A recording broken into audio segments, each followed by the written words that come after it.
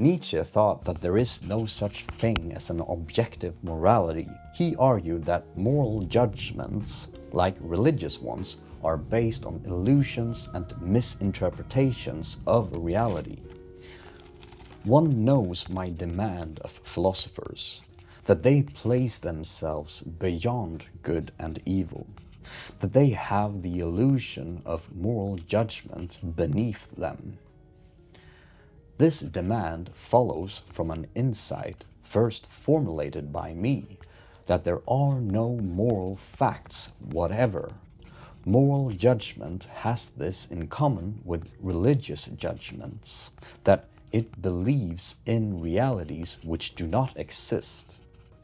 Morality is only an interpretation of certain phenomena, more precisely a misinterpretation. So if there is no such thing as objective morality, where do ideas like good, evil, guilt, bad conscience, justice and injustice come from if they aren't referring to anything real? Well, the simple answer is that it has emerged through common language within power structures, which then have been corrupted. But let's go through this in more detail. In this book, The Genealogy of Morals, Nietzsche set out to explain where morality comes from. Because it's not objective, it must have been created by us humans, right? So, where does the word good come from, for instance? Nietzsche's answer is that the concept originated from the nobility or the aristocracy, and he claimed that this pattern is found across different cultures.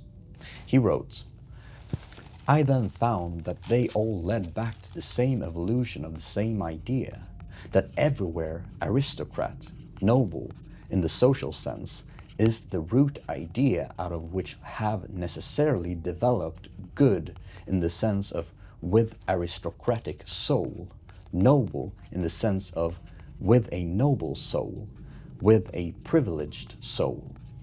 A development which invariably runs parallel with that other evolution in which vulgar, plebeian, low are transformed finally into bad."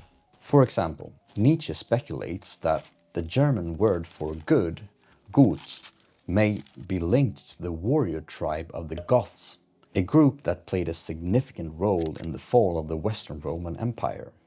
So, morality, or at least the language of morality, originated from the power dynamics between the higher and lower classes.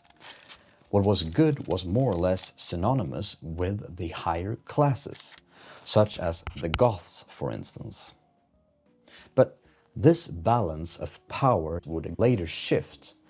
The priesthood resented the nobility's morality, which was designed for the master class. So they sought to not only change the meaning of moral terms, but also introduce a fundamental shift in morality itself. Instead of describing things as good and bad, they framed morality as a struggle between good and evil. This change is fundamental. I mean, we can talk about a hammer being good or bad because it either succeeds or fails to achieve its function, which is striking down nails. In many ways, I think this is related to Aristotle's thoughts on morality. Aristotle thought that humans, much like hammers, also had a function which could be performed either good or badly. But evil is something completely different, right? This shift leads Nietzsche to distinguish between master morality and slave morality. Master morality refers to the aristocratic sense of good and bad, where good is associated with strength, power, and nobility, and bad with weakness or commonness. Slave morality introduces the concept of good and evil. Here, evil arises from resentment against the power and strength of the aristocrats. It is fundamentally a linguistic trick. By changing the meaning of the words, the priesthood was able to achieve higher powers. This new morality praises meekness, humility, and selflessness, traits that, Nietzsche argues, weakens humanity. The laws and the system of justice that followed were built on this slave morality, further solidifying it in society. Now, where does guilt and the bad conscience come from? Nietzsche explains that the German word for guilt, Schuld, shares its root with the word for debt, Schulden. Guilt originally had nothing to do with morality.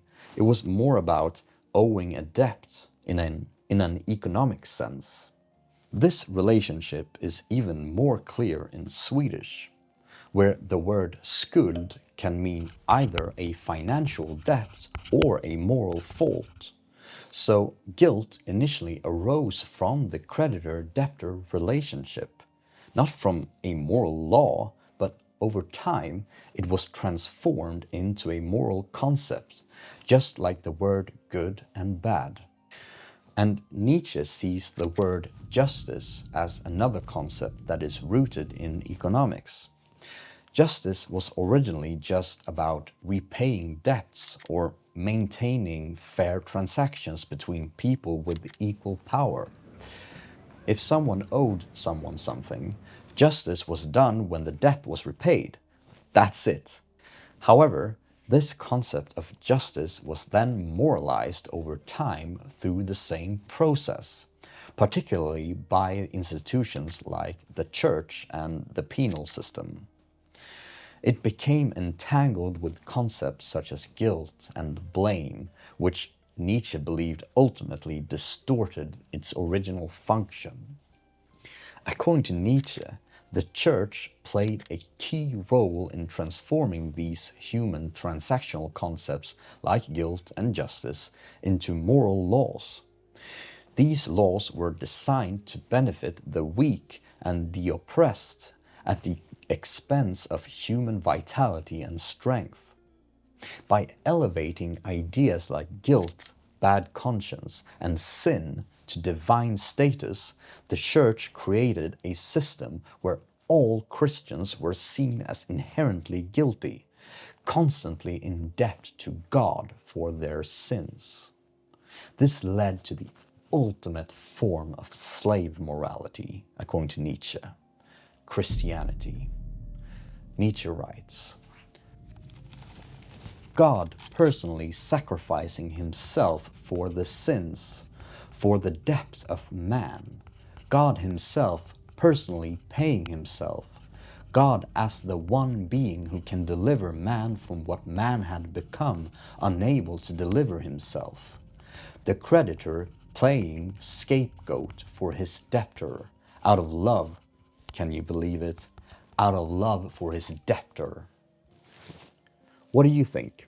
Is Nietzsche correct in the history of these words?